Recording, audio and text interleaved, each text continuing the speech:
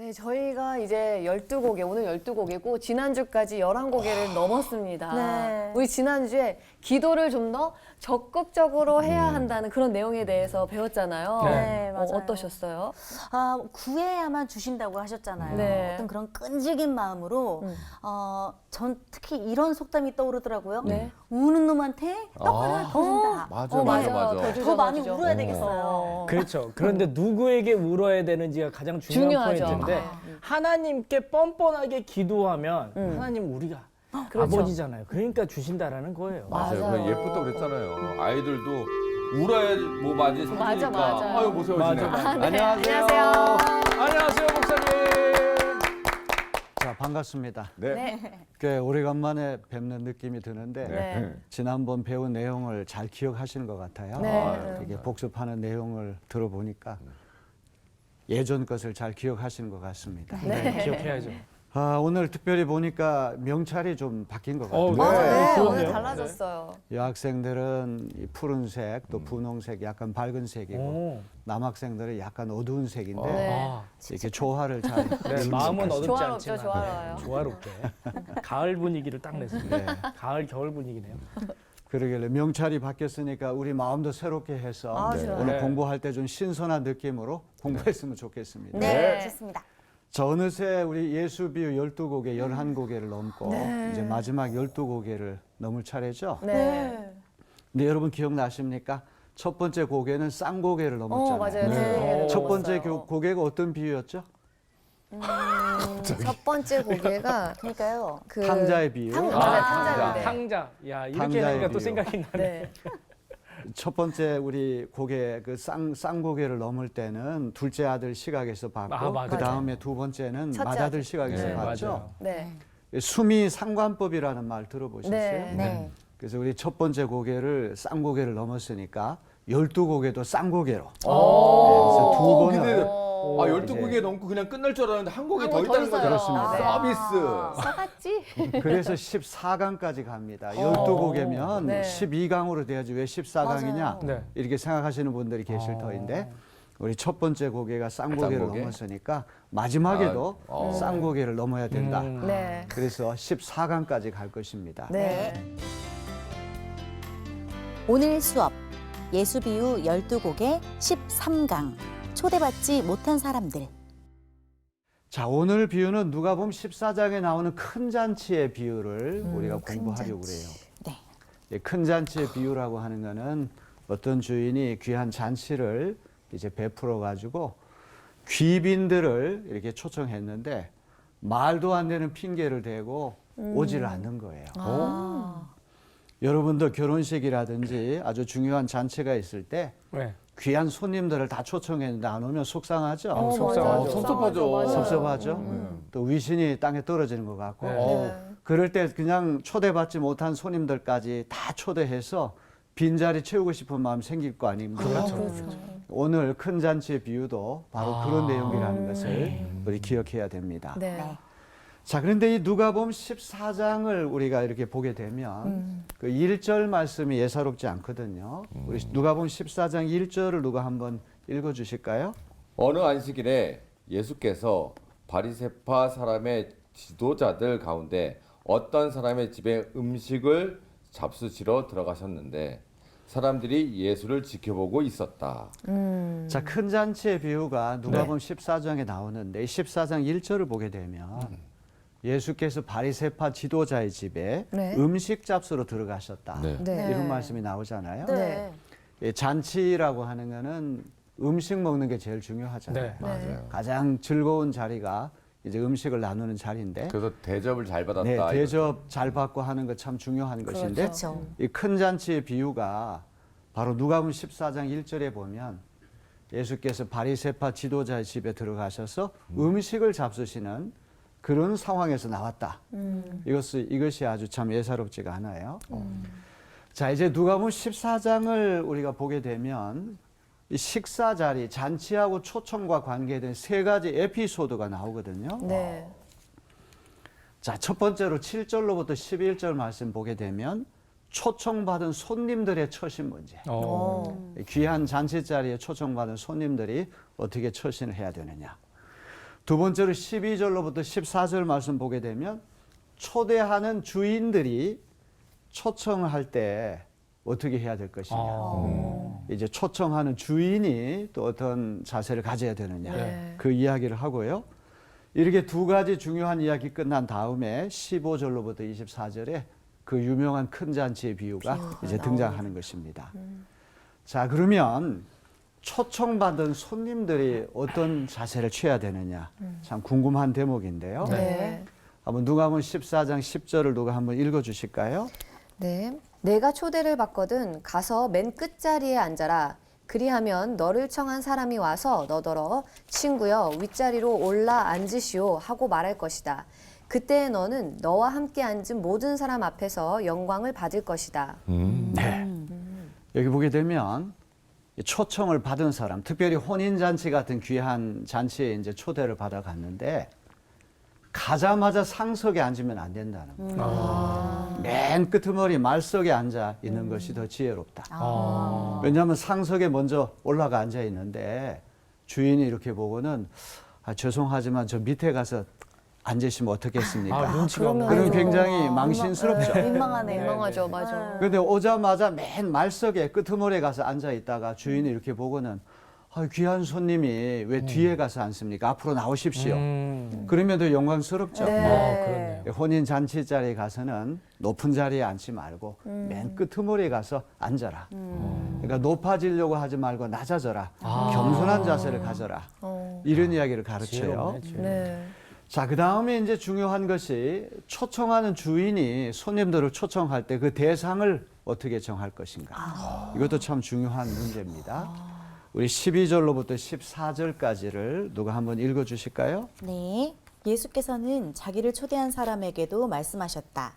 내가 점심이나 만찬을 베풀 때에 내 친구나 내 형제나 내 친척이나 부유한 이웃 사람들을 부르지 말아라. 그렇게 하면 그들도 너를 도로 초대하여 내게 되갚아 내 은공이 없어질 것이다. 잔치를 베풀 때에는 가난한 사람들과 지체에 장애가 있는 사람들과 다리 저는 사람들과 눈먼 사람들을 불러라. 그리하면 네가 복될 것이다. 그들이 내게 갚을 수 없기 때문이다. 의인들이 부활할 때에 하나님께서 내게 갚아주실 것이다. 자, 예수님께서 이제 시선을 초대하는 주인으로 시선을 옮기셨어요. 네. 손님들을 초청하는 주인이 조심해야 할 사항이 있다는 거예요.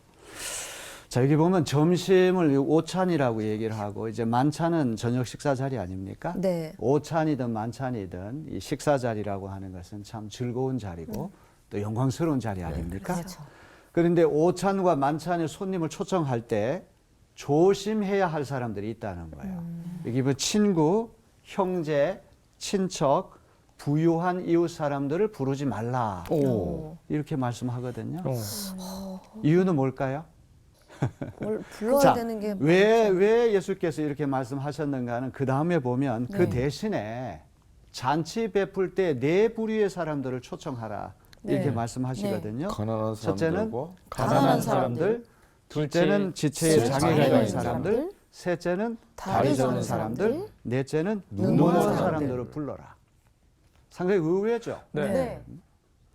왜 앞에 있는 사람들은 초청하지 말고 뒤쪽에 나오는 사람들을 초청하라고 말씀하셨을까요? 베푼 만큼 약자를- 다시 갚으니까 거기에 대한 부담이 있어서 그런 건가? 자, 여기 12절에 보니까 너를 도로 초대하여 네게 대갚아 내 은공이 없어질 것이다. 이런 말씀이 나오죠. 이해했어요. 이해했습니까? 이해했어요. 추천 씨 어떻게 이해를 하셨어요? 그러니까 친척이라든가 주변 사람들은 같은 수준의 사람들이어서 같이 살 거 아니에요. 그 사람들은 네가 은공을 베풀면 그게 부담스러워서 너한테 다시 대갚을 것인데 지금 사회적 약자인 이 사람들에게 네가 은공을 베풀면 그들은 베풀 수 없으니 너의 은공이 차츰차츰 점점 더 불어날 것이다. 대단하십니다. 오, 아주 예, 쏙쏙 아주 들어오네요. 기가 막힌 대답을 해주셨는데 네. 정말 추천하고 싶은 대답입니다. 여기 첫 번째 나오는 그런 손님들은 다 여력이 있는 사람들, 네. 또 가까운 사람들이기 때문에 그렇죠. 답례를 할 거 아닙니까? 네. 내가 이만큼 대접을 했으니까 나도 미안하니까 대접해야 되겠다. 네. 이런 생각을 가져요. 네. 그런데 뒤쪽에 나오는 사람들은 다 가난한 사람들이고 불쌍한 사람들이고 소외된 사람들이고 또 이스라엘 율법으로 보면 부정한 사람들 아닙니까? 이런 사람들 되갚을 여력이 없는 사람들이에요. 그 앞에 나오는 손님들은 이게 물물 교환 형태로 기브 앤 테이크처럼 되면 안 되잖아요. 내가 당신에게 짜장면을 사줬으니까 당신도 내게 짜장면을 사줘야 된다. 이거는 선물로 베푸는 게 아니잖아요. 그렇죠. 어떤 기브 앤 테이크 네. 물물 교환처럼 되는 거죠. 은혜라고 하는 거는 네. 갚을 길이 없는 사람에게 은혜를 베풀 때 그게 진짜 은혜가 되잖아요. 네.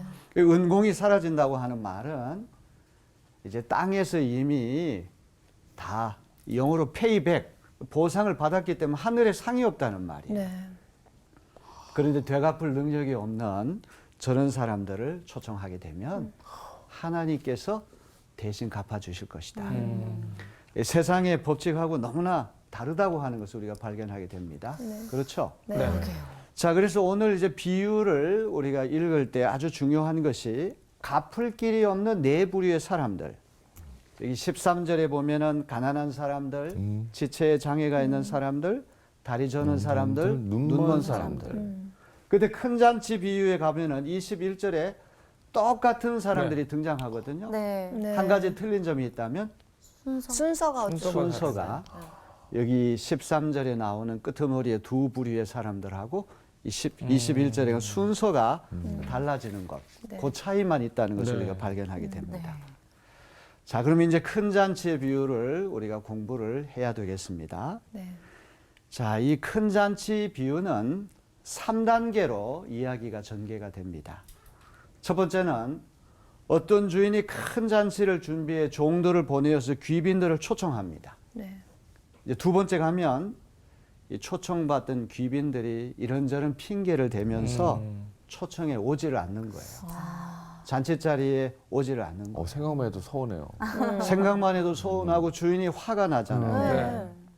첫 번째 1차 초청 대상들은 손님들이 지위가 어떻고 신분이 어떤가에 따라 가지고 주인의 명예도 올라가지 않습니까? 그렇죠. 그래서 1차 귀빈 목록을 만들 때에는 가장 영광스러운 사람들, 가장 귀한 손님들만 목록에 집어넣었을 거 아닙니까? 이 엄선한 거예요. 아하. 정말 정성을 다해서 이거 추려가지고 초대를 했는데 말도 안 되는 핑계를 대고 아하. 이 오지 않으니까 주인이 화가 났어요. 그렇죠. 그래서 이제 두 번에 걸쳐 가지고 사람들을 이제 데리고 오라.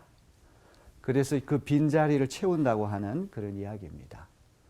그래서 오늘 큰 잔치 비유 우리 공부를 하게 될 때 제목이 어떤 제목입니까? 초대받지 못한 손님. 못한 사람들. 1차 초청에서 제외된 사람들이 1차 초청에 초대된 사람들이 다 거부함에 따라 가지고 오부지리로 그 귀한 잔치 자리에 들어간다고 하는 그런 이야기입니다. 네. 자, 그래서 이 큰 잔치 비유라고 하는 것은 3단계로 이야기가 전개된다. 첫째는 초청했는데 초청. 네. 두 번째는 거절하고 거절. 세 번째는 초대받지 못한 손님들로 교체가 된다. 이 세 가지를 잘 생각을 해보셔야 됩니다. 첫째는 초청이고 두 번째는 거절 거부고 세 번째는 교체. 교체된다, 대체된다. 네. 이것이 큰 잔치 비유의 기본적인 골격이에요. 네. 자, 그러면 이제 우리 큰 잔치 비유를 하나하나 살펴보는 시간을 갖겠습니다. 네. 기대된다. 자, 우리 16절, 17절을 누가 한번 읽어보실까요? 네. 예수께서 그에게 말씀하셨다. 어떤 사람이 큰 잔치를 베풀고 많은 사람을 초대하였다. 잔치 시간이 되어 그는 자기 종을 보내서 준비가 다 되었으니 오십시오 하고 초대받은 사람들에게 말하게 하였다. 여기 보면 어떤 사람이 이제 큰 잔치를 배설했습니다. 네. 큰 잔치니까 손님들도 많이 올 거 많이 아닙니까? 오겠죠. 네. 그래서 큰 잔치라고 하는 말하고 많은 사람이라고 하는 말은 서로 이게 어울리는 말이에요. 네. 이 작은 잔치면 초대받은 손님들도 적을 텐데 큰 잔치이기 때문에 손님들이 많이 초대가 된 거예요. 네. 이스라엘에서 이 혼인 잔치와 같이 귀중한 잔치의 초청이라고 하는 건 2단계로 이루어지거든요. 첫 번째는 잔치가 있기 전에 사환이나 종을 보내가지고 아무 날 아무 시에 아무 장소에서 큰 연회가 벌어집니다. 많은 이들 가운데 당신이 이제 엄선돼 가지고 초청됐습니다. 1차 고지를 하는 거예요. 네. 그리고 이제 며칠이 지난 다음에 잔치 준비가 다 되고 완료가 됐을 때 이제 또 종을 또 한 번 보내는 거예요. 잔치 준비가 다 완료됐습니다. 오십시오. 아. 이게 두 번에 걸쳐 가지고 정중하게 초청하는 네. 것이 이스라엘의 관례란 말이에요. 아. 그래서 여기 지금 본문에 보니까 첫 번째 구두나 서신으로 당신이 우리 잔치에 초대됐습니다. 알려줬거든요. 네. 그리고 이제 며칠이 지난 다음에 잔치가 다 완료되고 준비된 다음에 또 종을 보내가지고 오십시오. 잔치가 다 완료됐습니다. 이제 준비됐습니다. 오십시오. 이게 두 번씩이나 정중하게 초청을 했단 말이에요. 네. 자, 그런데 초대받은 사람들이 어떤 태도를 보일까요? 아하. 우리 18절로부터 20절을 누가 읽어주시겠습니다. 네. 그런데 그들은 모두 하나같이 핑계를 대기 시작하였다. 한 사람은 그에게 말하기를 내가 밭을 샀는데 가서 보아야 하겠소. 부디 양해해 주시기 바라오 하였다. 다른 사람은 내가 겨릿소 5쌍을 샀는데 그것들을 시험하러 가는 길이요.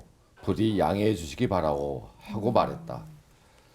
또 다른 사람은 내가 장가를 들어서 아내를 맞이하였소. 그러니 가지 못하겠소 하고 말하였다. 자, 1차 초청 목록에 들어간 사람들은 다 주인의 명예나 위신에 맞게 비례해가지고 아주 귀한 손님들만 엄선됐다고 그랬죠. 네. 그러니까 사회적 지위도 높고 신분도 높고 경제력도 있고 존경받는 사람들이에요. 네.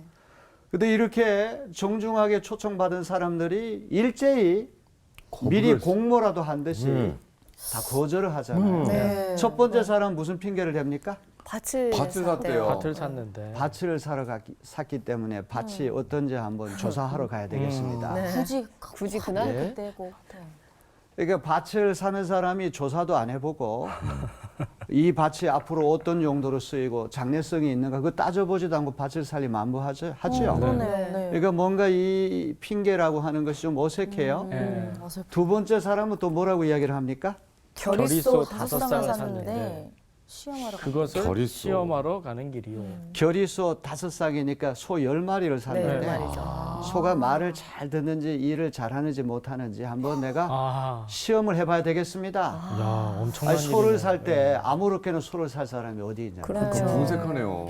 이 소가 일을 진짜 잘하는지 핑계바라고. 네. 못하는지 말 잘 듣는지 안 듣는지 다 한번 시험해보고 할 거 아닙니까? 네. 세 번째 사람은 그래 조금 설득력이 있어요. 예, 장가를 뭐라고 들어서. 얘기합니까? 장가를 네. 장가 들어서 신혼 살림이기 때문에 아내가 신부를 못 가게 기쁘게 해야 되기 때문에 네. 내가 잔치에 갈 수 없습니다. 이렇게 신부랑 같이 오면 되죠. 그러니까 신부랑 같이 가면 되죠. 그러길래요. 신부와 같이 오면 좋을 아내가 텐데. 절대 안 간다 그러는데. 자, 여기 보면 이 거절이 삼중으로 이 거절이 이루어지거든요. 네. 이 세 사람이 마치 미리 짝이라도 한 듯이 각본에 있기라도 한 듯이 공모를 해가지고 일제히 다 함께 거절을 해요. 단합을 한 거. 그래서 여기 세 번역에 보면 모두 하나같이 이렇게 되어 있고 네. 개역 개정에는 다 일치하게 음. 이 삼중 거절이라고 하는 거는 완전히 초대받은 사람들이 다 퇴짜를 놨다 이런 이야기 되는 거예요. 이런 우리 이야기를 들으면 주인의 마음이 이해가 되죠. 이해가 네, 되긴 이해가 하죠. 되죠. 주인이 굉장히 고심해가지고 귀한 손님들을 이 초청 목록에 놓아가지고 두 차례나 걸쳐가지고 정중하게 초청을 했는데 말도 안 되는 변명을 하면서 오지 않았을 때 얼마나 서운하겠습니까? 근데 이제 한편으로는 전 이런 생각이 들었습니다. 관계성이 문제지 않을까. 어찌 보면 기존과 연락을 많이 안 했다든지 그 정도의 친분은 아닌데 과하게 불렀다든지 그래서 또 거절하지 않았을까라는 생각도 드는데. 그런데 이거 생각해 보셨어요? 1차 초청 어떤 목록을 만들 때 주인이 아무나 하지는 않을 거 아닙니까? 네. 가장 친밀하고 가장 가깝고 어, 가장 사이 좋고 그러면 심각한데요. 잔치에 와가지고 내 명예와 위신을 최고로 높여줄 수 있는 그런 손님들만 선별했을 거 네, 아닙니까? 그런 사람들 뽑았겠어. 근데 이 사람들이 다 마치 공모라도 한 듯이 퇴짜를 놨다. 네. 세 부류의 사람이 연달아 가지고 일제히 거절했다고 하는 것은 완전히 거부했다는 말이거든요. 네. 자, 그러면 우리가 이 세 사람 핑계를 다시 한번 살펴볼까요? 네. 첫 번째 사람은 밭을 샀으니 밭에 한번 가봐야 가봐야 됩니다. 이거는 사업에 바쁜 사람. 일이네요, 일. 이 교회에서 부흥회를 열고 천국 잔치를 우리가 잘 준비를 했는데 좀 오십시오. 여러 번 가서 초청을 했는데 아유, 내 사업이 너무 바빠가지고 시간이 안 납니다. 이렇게 얘기하는 사람이 첫 번째 부류의 사람이에요. 자, 두 번째 사람은 결의소 5쌍을 샀는데 이 소가 일을 잘하는지 못하는지 한번 검사해봐야 되겠습니다. 시험해봐야 되겠습니다. 이 사람은 오늘로 얘기하면 뭐 때문에 못 오겠다는 사람이에요? 돈 때문에. 새 차 뽑아가지고 신상. 시험 운전을 새 좀 차. 해봐야 되겠다. 쉬운 내가 엄청나게 좋은 차를 샀는데 이 좋은 차가 잘 나가는지 안 나가는지 한번 시험 운전해봐야 되겠다. 그 얘기예요. 새 차를 그럼 5개를 산 거네요. 그치, 그치, 그치. 엄청 크게 산 엄청 거죠. 부자네. 네. 그래서 이 사람은 새 것에 집착을 해가지고 새 것에 몰두해가지고 이 천국 잔치에 못 오겠다고 핑계를 대는 사람이에요. 우리도 인생을 살다 보면 새 것에 이렇게 사로잡혀가지고 이 잔치가 얼마나 귀한 거를 깨닫지 못하고 못 갈 때가 있죠. 두 번째 부류의 사람은 새 것 때문에 잔치에 못 온다고 하는 사람이에요. 새 차 타고 가도 될 만한데. 그러니까. 자, 세 번째 부류의 사람은 신혼 살림을 이제 차려가지고 신부를 즐겁게 해야 되기 때문에 내가 못 옵니다. 이 사람은 가정 살림에 얽매인 사람이에요. 자, 이 세 부류의 사람들 가운데 가장 그래도 설득력이 있는 사람은 세 번째 사람처럼 느껴지죠. 그렇죠. 가정 살림이죠. 그런데 아까 제가 그 말씀한 거 기억납니까? 이스라엘에서 잔치 초청할 때는 2단계에 걸쳐가 잔치 네. 초청한다. 네. 첫 번째는 이제 구두나 서신으로 네. 아무 날 아무 장소에서 네. 잔치가 있으면 오십시오 네. 하고 그다음 며칠 지난 다음에 이제 완료된 다음에 오십시오. 네. 2차 이제 또 통지를 하잖아요. 네. 그럼 1차 고지했을 때 그때 얘기했어요. 그때 결혼 안 하고 갑자기 며칠 사이에 결혼합니까? 아니죠. 결혼이라고 미리 하는 게 얘기를 일륜지 대사기 때문에 네. 한 1년 전에 2년 전에 미리 다 계획할 거 아니에요. 아, 그러니까 이 세 번째 사람도 뭔가 가고 싶지 않은 마음을 이런 식으로 그러네. 둘러댄다. 진짜 이렇게 볼 수가 있어요. 아. 근데 이제 성경을 우리가 자세하게 읽을 필요가 있는데요. 첫 번째, 두 번째 손님은 그래도 정중한 예절을 갖추어 사양합니다. 맞아요. 여러분 18절, 19절에 보면 이렇게 돼 있어요. 부디 양해해 양해해 주기 바라. 바라오. 그랬네요. 이 첫 번째, 두 번째 이 사람들, 밭을 산 사람들, 결의소 5쌍을 산 사람들은 끄트머리에 가서 아, 내가 이런 사정 때문에 못 가니까 부디 양해해 주시기 바랍니다. 그래도 예의를 지켜요. 네. 이게 정중하게 사양을 하는데 이 세 번째 신혼 살림을 차린 새 신랑은 허허 참. 그냥 가지 못하겠어. 네, 그러니 내가 갈 수 없다. 이런지 하에 거절을 네. 합니다. 와. 왜 그럴까요? 그냥 가기 싫은 건데 진짜 핑계를 댄 거죠. 아내를 그러니까. 이제 핑계 삼아. 잔치보다는 신혼의 단꿈이 더 좋다. 아내하고 같이 있는 시간이 잔치 차례 가는 것보다 야, 더 좋다. 뭐 그런 생각도 우리 할 수가 있는데 그럴 수 있겠죠. 자, 왜 이렇게 이런 자에 거절했는가 하면 이제 이게 율법에 이런 말이 나와요. 신명기 24장 5절. 우리 한번 화면에 있는 말씀을 다 같이 한번 읽어볼까요? 네. 네. 아내를- 시작. 아내를 맞은 새 신랑을 군대에 내보내서는 안 되고 어떤 의무도 그에게 지워서는 안 됩니다. 그는 한 해 동안 자유롭게 집에 있으면서 결혼한 아내를 기쁘게 해줘야 합니다. 오, 율법이네. 야, 군대를 그러면 물어본 게 잘못된 너무 거 좋네. 아니에요? 여러분 율법에 몰랐다니까. 이런 말씀이 있는 것 참 굉장히 예외죠. 네. 야, 성경에 저는 세세한 군대도 말씀까지 얼마나 있는 처음 거예요. 알았어요. 전쟁이 일어났을 때 이제 징집할 때 이 와. 신혼 살림을 차린 이 장가든 새신랑에게는 1년 동안 병역 의무를 면제해 준다. 대단한데요? 대단한데. 이렇게 이제 이런 율법적인 조항도 있기 때문에 아마 이제 세 번째 이 부류의 사람은 나 결혼한 지 얼마 안 되기 때문에 잔치에 가는 것보다 아내 기쁘게 해주는 게 급선무입니다. 와. 이건 군대고요. 잔치는 다른 건데. 아, 잔치는 즐거운 날인데. 야. 이 아주 재미있는 말씀 하셨는데 전쟁터라고 하는 죽으러 가는 거고 네. 잔치라고 하는 건 영광스럽고 기쁘고 즐거운 건데 네. 전쟁터 가는 거야 뭐 못 가겠다 해도 그렇죠. 이해가 되지만 이 영광스러운 잔치에 오지 않는다고는 아무리 생각해도 이해가 되지 않아요. 네. 자, 그래서 이제 21절을 우리 화면에 있는 말씀을 다 같이 한번 읽어볼까요? 시작. 그 종이 돌아와서 이것을 그대로 자기 주인에게 일렀다. 그러자 집주인이 노하여 종더러 말하기를 어서 시내의 거리와 골목으로 나가서 가난한 사람들과 지체 장애가 있는 사람들과 눈먼 사람들과 다리 저는 사람들을 이리로 데리러 오너라 하였다. 하였다. 이 두 번째로 이제 종이 잔치가 다 바빠졌네요. 완료돼가지고 1차 초청된 손님들을 찾아다니면서 우리 잔치가 다 준비됐으니 오십시오 하고 정중하게 초청을 했는데 말도 안 되는 핑계로 다 사양을 해버렸잖아요. 네. 그랬더니 집주인이 노하였다. 네. 화났어요. 화났죠. 화가 났어요. 상처받죠. 상처받았어요. 네. 위신이 땅바닥에 떨어져요.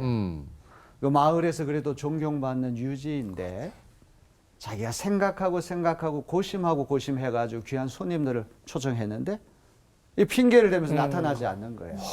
그러니까 주인의 명예가 위신이 땅바닥에 추락한 거예요. 화가 나는 거예요. 그래서 여기 이제 두 번째 2차 초청을 할 때는 아까 제가 그런 말씀 드렸죠. 이스라엘의 관습이 두 번에 걸쳐서 초청한다고 말씀드렸죠. 네. 근데 그 두 번 초청하는 관례 이걸 깨버려요. 네. 그냥 단번에 네. 이게 두 번씩이나 걸쳐서 이렇게 초청하는 관례를 파격적으로 깨버리고 단번에 어서 시내의 거리와 골목으로 나가서 아까 우리 주인이 손님들을 초청할 때 내부류 내부류. 사람들 초청하라고 네. 그랬죠. 그 사람들 여기 그대로 등장합니다. 네. 네. 여기 보면 가난한 사람들, 음. 지체 장애가 있는 사람들, 눈먼 사람들, 다리 저는 사람들. 이제 이것이 오늘 우리 눈으로 보기에는 장애인들을 조금 비하하는 그런 표현으로 여겨질 수 있어요. 참 조심스러운 말인데요. 네. 이제 예수님 시대나 구약의 율법 시대에는 이제 이런 이들을 율법적으로 부정한 사람들이다. 이렇게 생각할 수 있잖아요. 그때는 이제 이런 이들 제대로 대접받을 수 없는 사람들을 다 데리고 와라. 그 2차 초청은 이 장소하고 범위가 크게 확대된다는 것을 우리가 네. 봐야 됩니다. 첫째, 범위가 시내의 거리와 뒷골목으로 확대돼요. 네.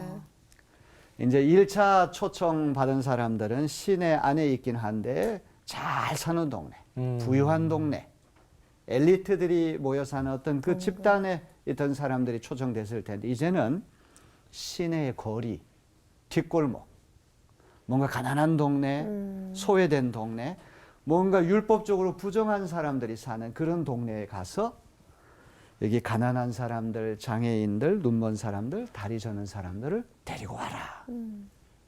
여러분 이해가 되시죠? 네. 이 사람들이 1차 초청에서 배제된 사람, 초대받지 못한 손님들이 어부지리로 이제 초대받는 일이 일어나게 됐다는 말이죠. 이해가 되시죠? 네. 자, 그 다음에 이제 22절로부터 23절을 우리 한번 화면을 다 보면서 읽어볼까요? 시작. 그렇게 한 뒤에 종이 말하였다. 주인님 분부대로 하였습니다만 아직도 자리가 남아 있습니다.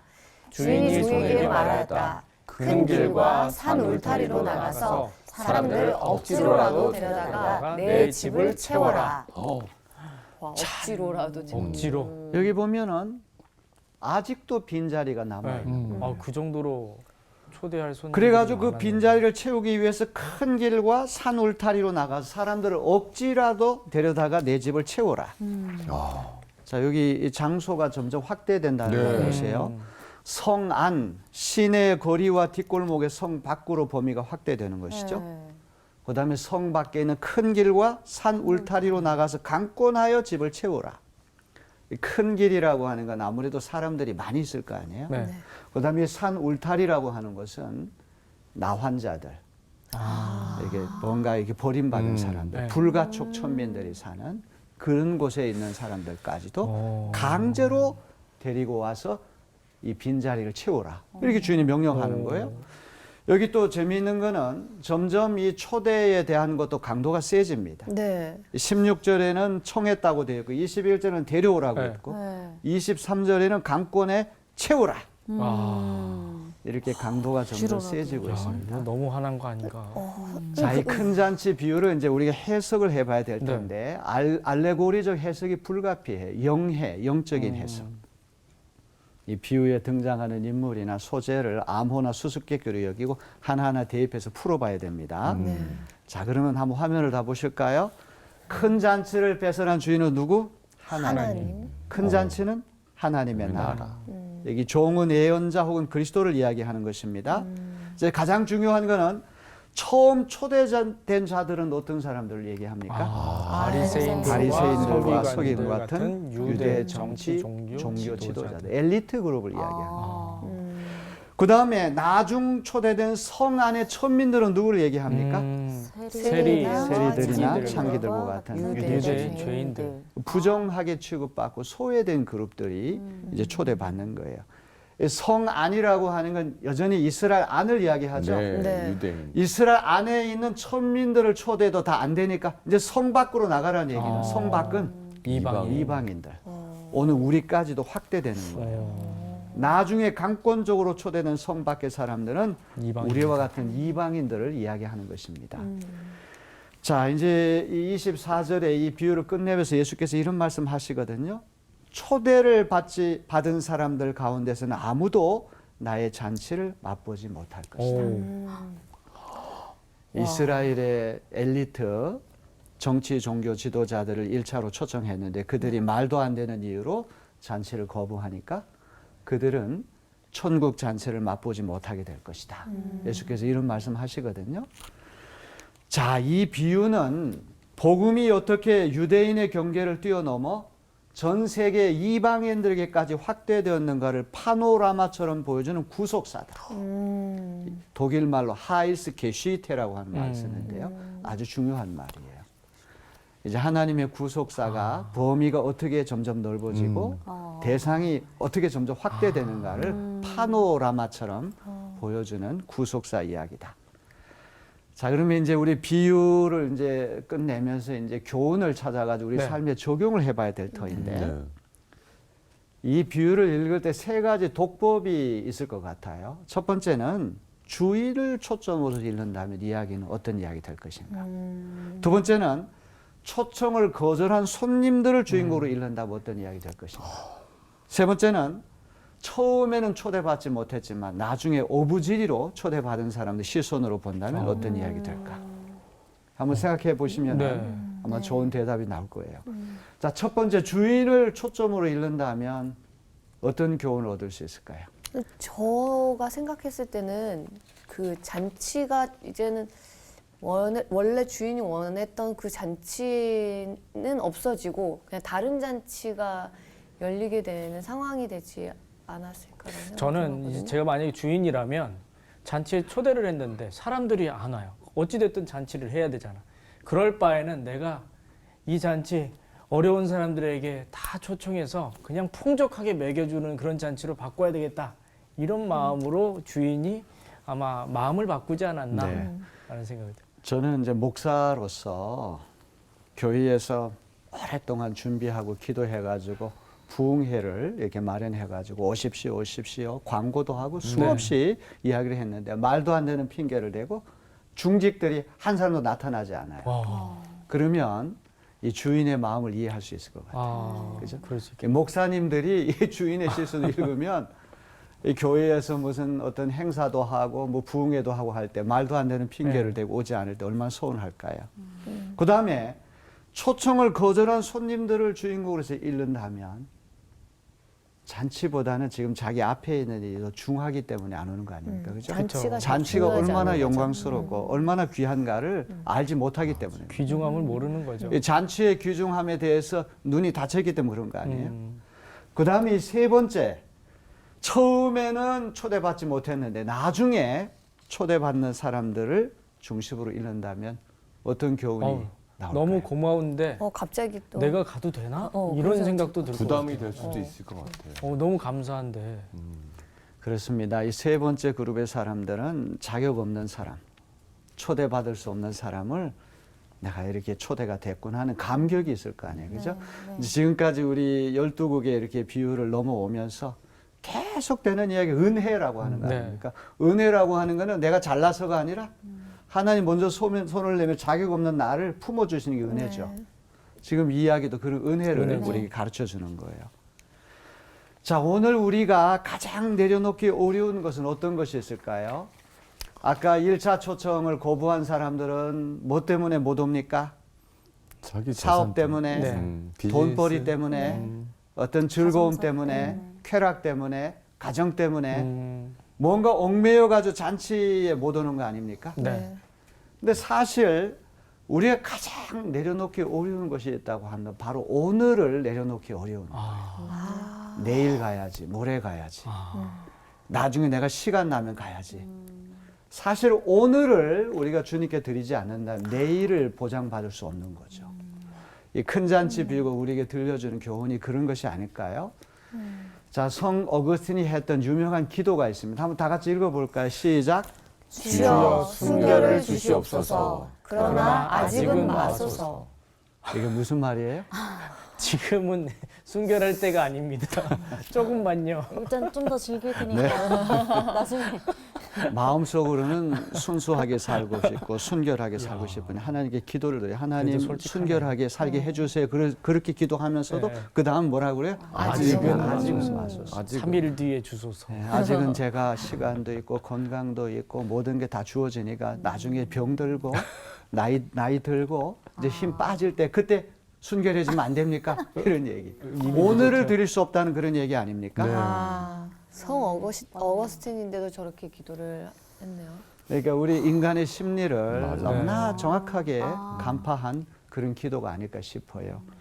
자, 그런데 이제 오늘 마지막으로 우리가 이 말씀을 읽으면서 우리 강의를 마치려고 합니다. 야고보서 4장 14절에 보니까 내일 일을 너희가 알지 못하는도다. 너희 생명이 무엇이냐? 너희는 잠깐 보이다가 없어지는 안개이라. 아무도 내일을 예측할 수 없죠. 그럼요. 네. 네. 그래서 우리는 내일 하겠다, 모레 하겠다 핑계 대지 말고 오늘이라고 하는 가장 이 중요한 시간을 주님 앞에 드릴 수 있는 그런 우리가 되었으면 좋겠습니다.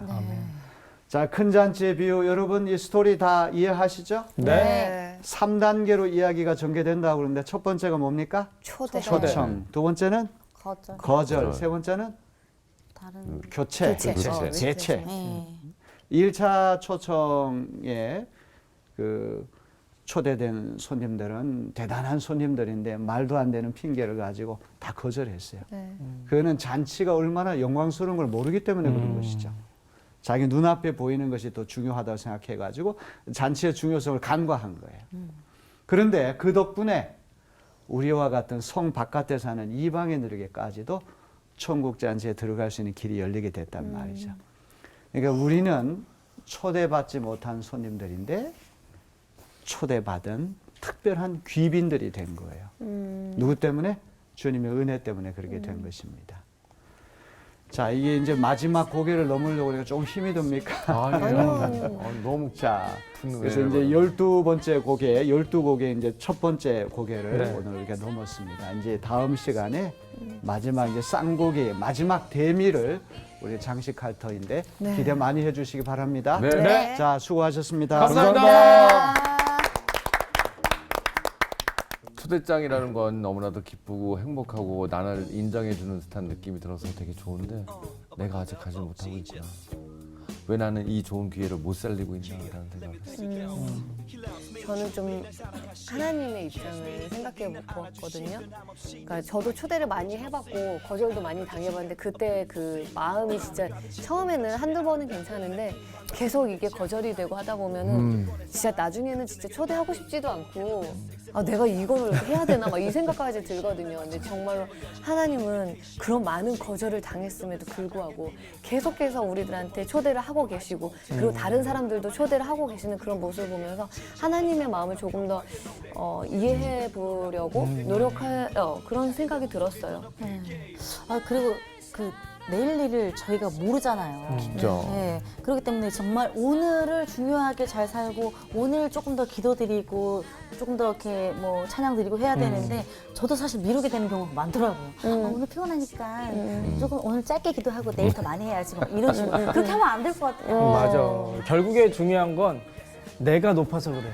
감사하지 못해서 이런 일들이 생기는 것 같다라는 생각이 듭니다. 초대 받았을 때 무조건 가야 되는 게 맞는 맞아요. 거고 나를 내려놓고 그 자리에 가서 진심으로 축하해주고 함께해주는 게 진정한 은혜를 같이 누리는 그런 길이지 않을까 생각이 들면서 네. 이번 주도 자기 자신을 내려놓고 감사하는 마음으로 살았으면 좋겠다라는 좋습니다. 바람이 있습니다. 네, 감사합니다. 감사합니다. 근데 초대 또 계속 안 가면 나중에 초대 안 그래. 해.